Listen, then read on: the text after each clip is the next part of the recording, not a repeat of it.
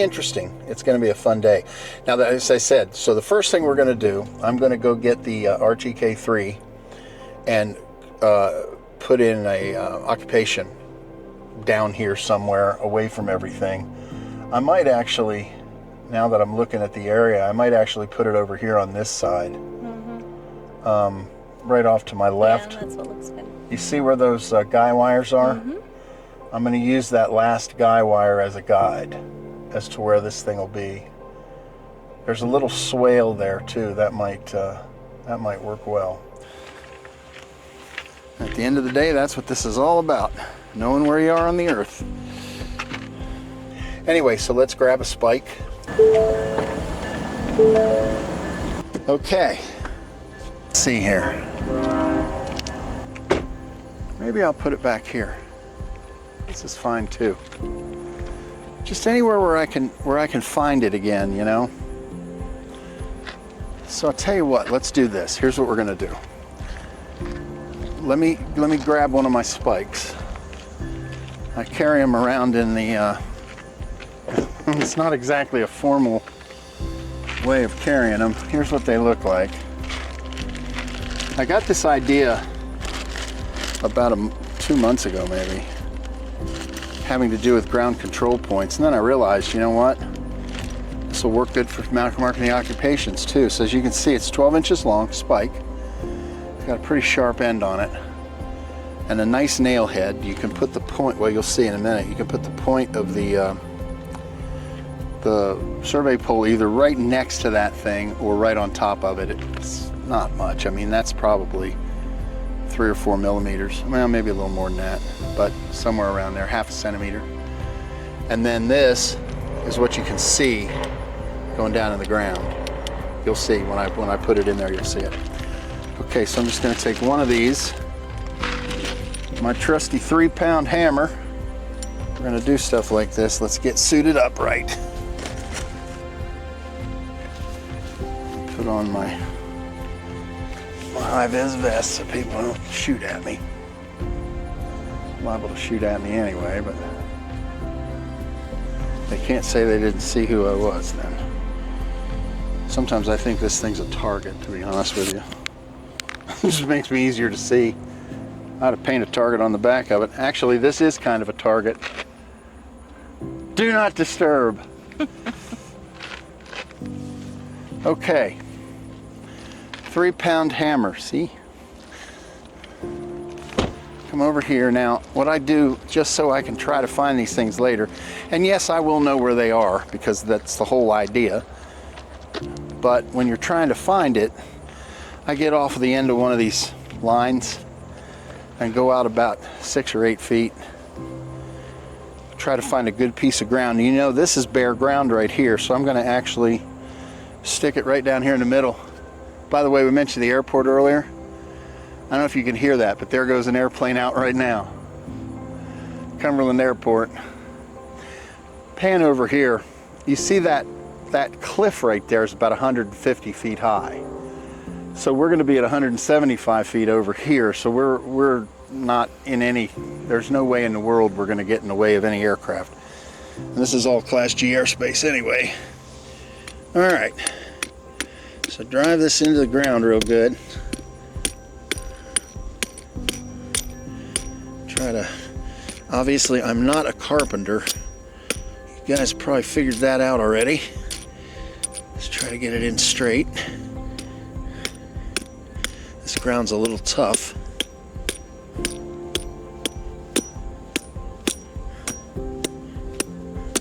If I could just get it one quick time, I'd have it.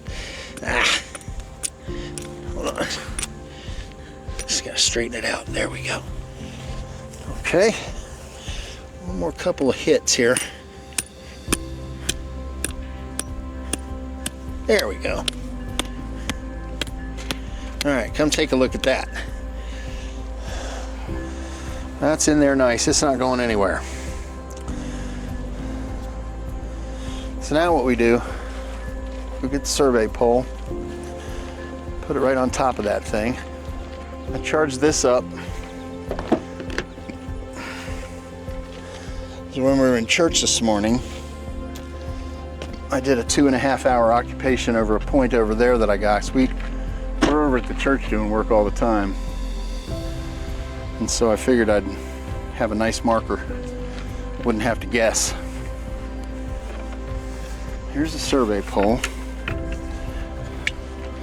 Now, one thing I'll show you. This is a traditional tripod, but it's also a removable survey pole. So you can actually put the head on this and use it as a rover. It's calibrated too. So if you look here, this is 125 centimeters. That's from the tip of the pole to the bottom of the, to this bottom here where the would sit, where it seats. So right to here, right to there, right there, to the tip of this pole is 125 centimeters. So it also has a bubble balance on it. You gotta kind of hold it like this until it gets in the center there. Okay. A lot of these heads have tilt compensation on them. They have an IMU inside the head. The DJI RTK 3 doesn't. It's not really meant to be used as a survey thing. It's meant to be used as a base station that also does roving if you want. But anyway, from here to the bottom is 125. And what I usually do is run full height. If you notice on there, it's also got grades. That's 2 meters. And then if you look on the back, every 20 centimeters, there's a hole. So what it does is it comes down and it'll lock in. So you can do 100, I think it's 140, hold on. No, you can do 160, 180, or 200 centimeters, which is 1.6, 1.8, and 2.0 meters. And that's from the tip of the pole to the bottom of the threads. Important for height. This is height. You're calculating X, Y, and Z when you do one of these occupations, not just X and Y. All right, so we'll put this back in. Now, let's go over and get on top of that marker I just drove into the ground.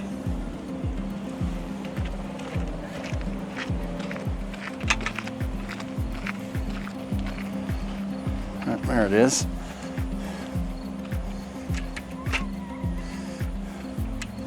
So I'll just set this up so I can put the head on it. Okay. Screw this on. Okay. Now, what you gotta do is get it up to 2 meters is where I always put it. Right up at the very top. And then what you wanna do is locate it on this marker that I just drove in the ground. And really what you want is right at the top of that nail. It's hard to get it there sometimes and get it level, but okay, so now it is off a little bit. Let me actually put these legs down a little bit more. There we go. And we got to tighten it up. Oh, that's almost perfect. That's right on top of that marker. Actually, there we go. Okay. And we'll stick this down a little bit. And then this side has to go in a little bit. What I'm doing now is leveling it. That is pretty close. You're looking at the bubble? Yep, almost perfect.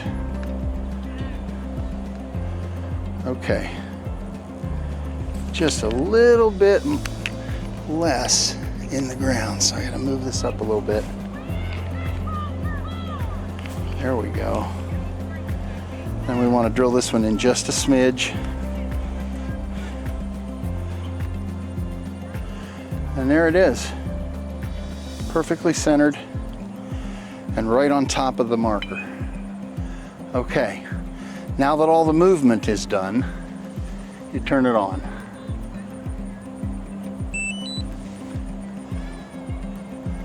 Still in the center.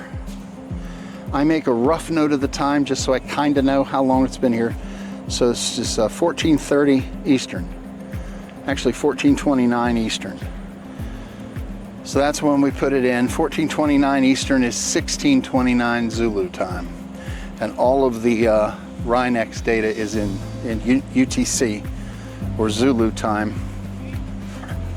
That's the standard Coordinated Universal Time, it's called, UTC.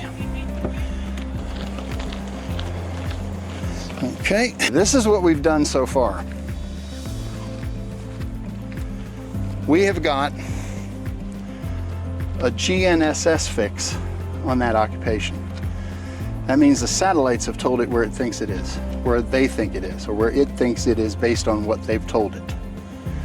Now what we're going to do is we're going to configure the drone to use it and tell it to configure itself with RTK data.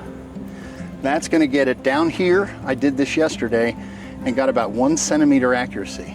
So when we're flying, we're going to get 1 centimeter accuracy with what it really is. And when we get it back and I do the correction, that'll drop down below 1 centimeter. Yesterday it was like 1.5 millimeters, which is just a little bit more than the width of a dime. It's like this. That's pretty good. I mean, you can't get any better than that. Not from GNSS. So what we do, let me get my glasses out. Oh, it's already on the base station. Good. Good. All right, so what I'm going to do now is calibrate that base station. I will record my screen. Okay, so what we're doing now is we're calibrating the base station location using the N-trip service from RTK data. When I do that, and now I'm going to call this, well, actually, let's do the calibration first. I got to go get my, it's doing it right now. Let me go get my glasses out of here. Hear that beeping? That's the stick, that's the head being calibrated, the base station being calibrated by RTK data. And we'll come over here. There, you can go ahead and point at this. Just, I know I'm recording the screen, but that's the calibrated location. It's got a latitude and longitude, and more importantly, it's got an ellipsoid height of 152.47 meters to phase center of the antenna. All right, so we're going to call this Gene Mason, so I don't have to do it again. Gene Mason, and we'll call it STP. STP. Sewage treatment plant. How's that? Good. It's all calibrated. We're connected. Now it's time to load up the first flight plan. We're going to go ahead and do building 1 first. That's down a ways, but I'm going to do the first one, and I'm going to do it with the P1 on there.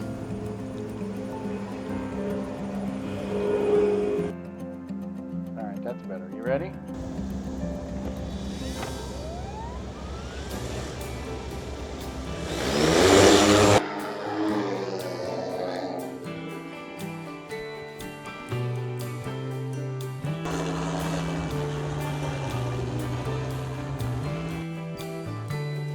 There's 175 feet right there.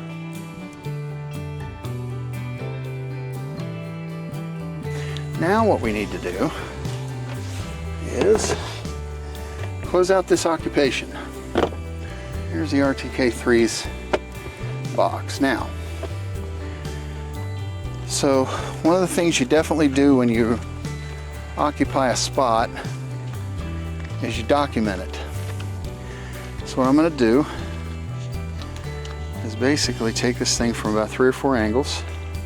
I'm just going to use my phone. All these are geotagged pictures, by the way.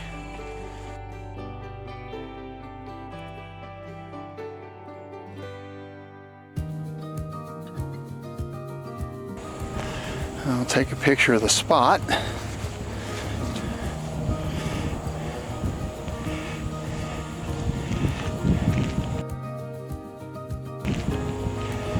take actually a close-up of that. And a close-up of the head.